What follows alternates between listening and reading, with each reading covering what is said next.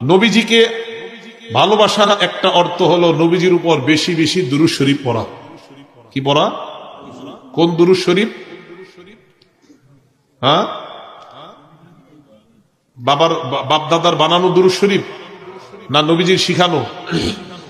সাহাবারা প্রশ্ন করলেন, ইয়া রাসূলুল্লাহ, আপনার উপর আপনার পরিবারের উপর কোন দুরূদ আমরা পড়বো, আমাদেরকে আপনি শিখায়া দেন।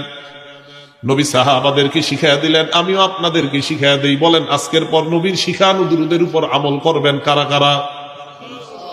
আল্লাহ নবী বললেন, কুলু আল্লাহুম্মা সাল্লি আলা মুহাম্মাদ, পড়েন, ওয়া আলা আলি মুহাম্মাদ কামা সাল্লাইতা আলা ইব্রাহিমা ওয়া আলা আলি ইব্রাহিম ইন্নাকা হামিদুম মাজিদ। পারেন না সবাই?